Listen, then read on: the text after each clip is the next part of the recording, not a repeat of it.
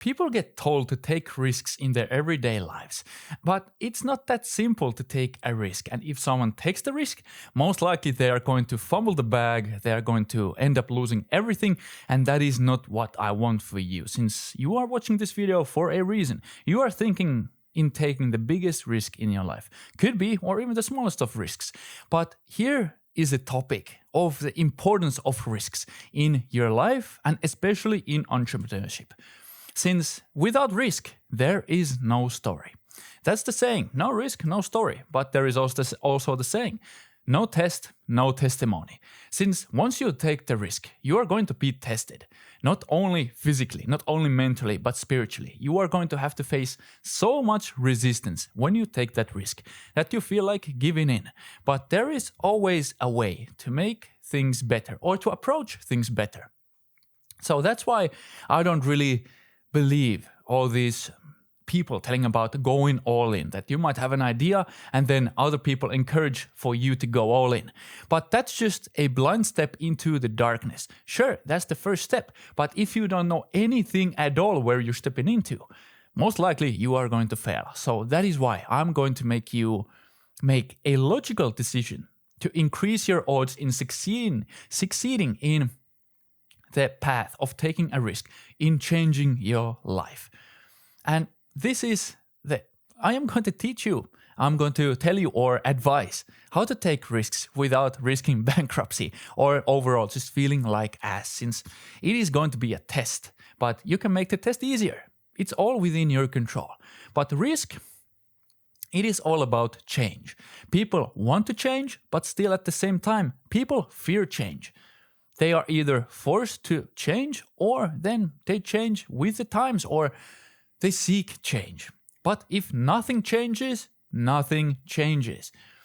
Change is always required to make room for something new, something beautiful. That is what risks allow us to do, to change our current situation for the better or for the worse. But we are here to seek the better part of taking a risk with taking logic into it. But change is always the thing that most likely it will hurt you. It has hurt me. It has hurt anybody, anyone who has faced change.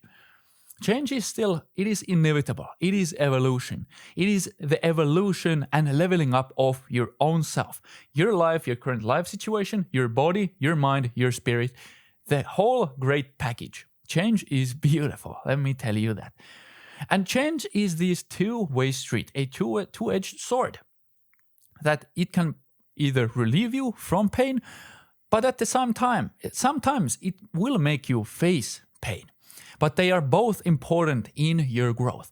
Since most people, they tell everybody to be uncomfortable to grow more and more and more.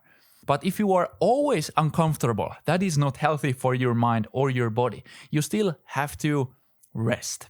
So change in that matter that you keep grinding away isn't really that healthy. But I still do believe that if you are an extremist and you want extreme results, you still have to go into the extreme places. But at the same time, change will make you face the pain. And with risks, it will really help you, and it will really make you understand that the more you are in love with the pain, the more you bathe in the pain, the more you are capable of handling life's difficult situations. And then you will become this sturdy ship in whatever weather conditions. You are going to face so many issues in your life with changes going on everywhere. But when you take the risk, the calculated risk that I'm about to show you, you are going to face pain and love the pain in a way that you are not going to falter any way at all. So here's how you take a calculated risk. Many people, as I said, they tell you to go all in, ready to lose it all, to win it all. But we can stack the favors up against or with you, with goals. Since most people, they have an idea what they want from life. They want financial freedom. They want freedom. They want to move here. They want to be with this person. But that's too general. It's a goal, but it isn't too specific. That is why you have SMART goals, to stack everything to your side. That it's specific enough. You are specific that I want to have 10K a month in the next year. So then you derived actions in order for you to get to that goal. You measure it. That is why it should be measurable, a goal that is measurable. So let's say you want to hit 10K a month this year. So what is the things that you need to put in that will get you to that result? Are you working 8 hours a day, 12 hours? What are you working on? Is it one podcast a day, one podcast a week, a video a day, a product a week, a delivery of service, sales calls, could be whatever. But the more you measure it, the more you start to realize that you are in control of the inputs that you put in the work. And you will ultimately achieve that specific goal or your goal in general. But it still has to be achievable. Since if you want to make $1 million in 1 year and you are just starting from scratch, the odds of that happening is so low. And if your idea is just to have an online course, that is most likely not going to happen. And I'm not here to let you down. Of course, if you have the most amazing idea and you believe it with all of your heart and soul and your mind, go for it. You are most likely going to succeed. But if you know that it's not really that realistic, that it's not achievable in 1 year, that everything is stacked up against you, then most likely you should just lower the bar down just a tad bit so you can cross the bar and you feel like that you don't feel like absolute shit when you are not seeing the results that you want. But it still has to be relevant. So if you are now starting out a newspaper business, what do you think is going to happen in this current digital age? It is not going to go anywhere. You still have to be relevant with your goal, that it's relevant to your current life situation. That if a young kid now wants to move out and they just want to be independent, that is relevant. Then you can achieve anything. But if you want to have a mansion just right now, that is not really relevant. Why would you want that? And you get the idea. It has to be relevant to you and your goals. And then it has to have a certain time frame, a deadline, that you think that, okay, from 1 year now, I want to have 10K a month or whatever is your goal. And then you start to have that vision and you put these small little checkpoints for every month. You measure it, that how much did I put in the work this month and then the next month. And you know that each month you should have this time frame, that this, let's say in July, I want to have a deadline that I make 1K a month. That is a time frame that you manage, you do it. And that is when you start to understand that you are fully in control of your life. And then whatever you might do with your goal, with taking the risk, you should still do comprehensive research, because information is key. Always, no matter what. It is always about market research. It is, well, in psychology, information about the human mind is still information. You know how to talk to people. You know how to effectively communicate with people.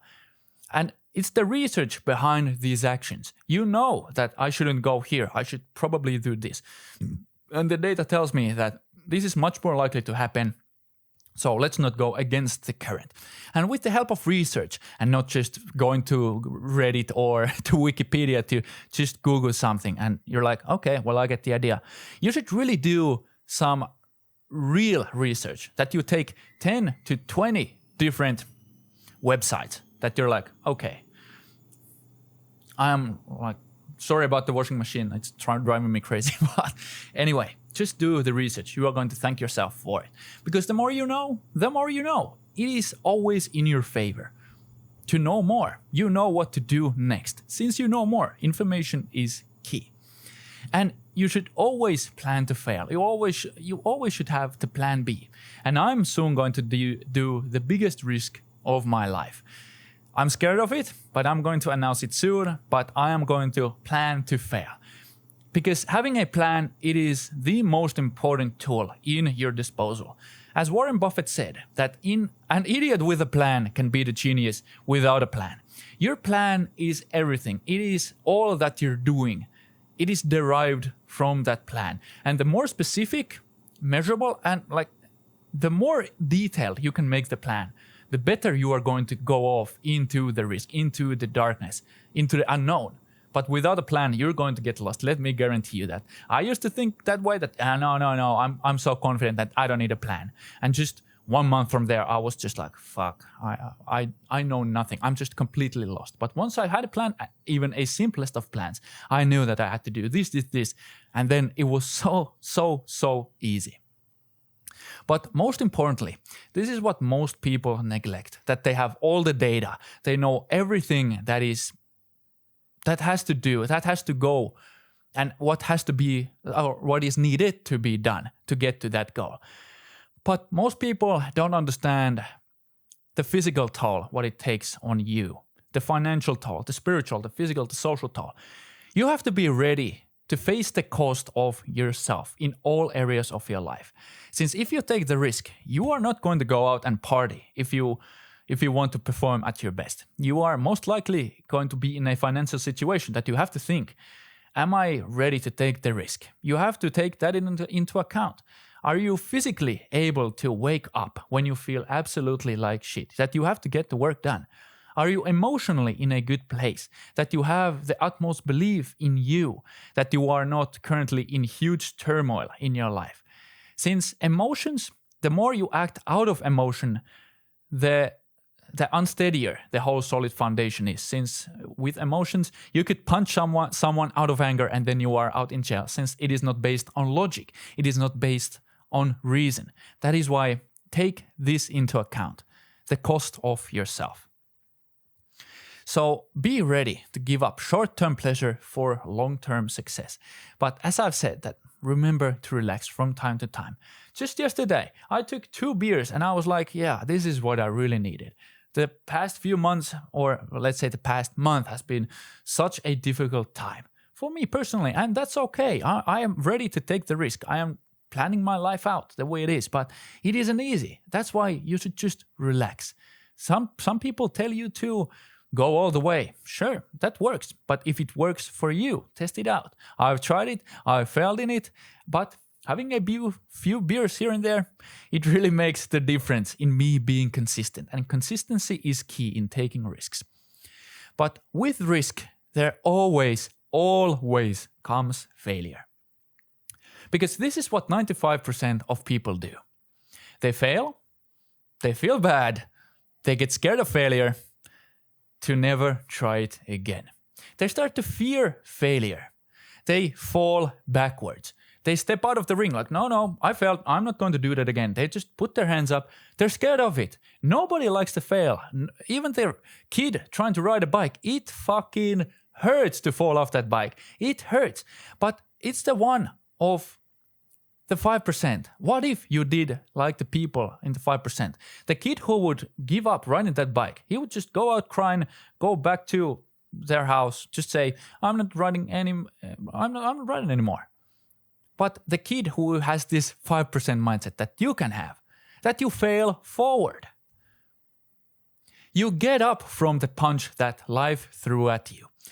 You learned from it. Now, the next time life throws a punch at you, you have learned a new technique. You have ducked the punch. Maybe you did a counter punch. You taught life that you learned from your mistake. You grew stronger from your mistake. You fell forward and not backward. Now you have put another stepping stone in your life by taking a calculated risk. But when you failed in that risk, you learned from it. You didn't back away from it. And this is what I like. This is all about mindset, about taking risks. Don't be afraid of change and fail forward and have the utmost belief in yourself that you are going to do it, but still do it logically. That quit playing small in your life, since you've been given the gift of life. You have only one life, and take the risk. Failures, both successes and failures, they are part of the package. And I'm going to tell you the most amazing quote that I have ever heard, and it makes me even emotional to think about it at this current moment. But what should you include, or what to include in your risk plan? This is nothing complicated, no XYZ, and you have to do this math equation and for you to calculate everything. Not at all. This is very simple, because simplicity is beautiful. You should think that you should have money for the next 3 months to live comfortably, that you don't have to eat ramen noodles all the time and you have to sell everything in your house to take the risk. Not at all. If you are not at that stage, just build something up. Just maybe sell something that you don't need in your life. Just be able to live comfortably for the next 3 months. And have a backup plan for the 4th month. Could be a second job. You could sell something, but not something that you need for your entrepreneurship or for your life. Should you sell your bed? I wouldn't say no. You should get some very quality sleep. Should you sell your couch? I don't know. Depends on the couch. Should you sell your TV? Well, if you don't use your TV and it is a have to decision, then I would say sell your TV. That's what I'm currently thinking about, to selling my TV. But still, the best second or the best option is to seek a second job. That what if I fail? What if this happens? You have a job in sales. You know that you have a great passion for marketing or sales or arts, whatever. There are always jobs available. You could even do Uber Eats or Volt delivery. You can do anything. That just have a second job planned out. That if I don't make it in the next 3 months, I'm going to have my fourth month and I'm going to have to go to work. And then you work maybe part-time or full-time, and then you just have to struggle it out for some time extra.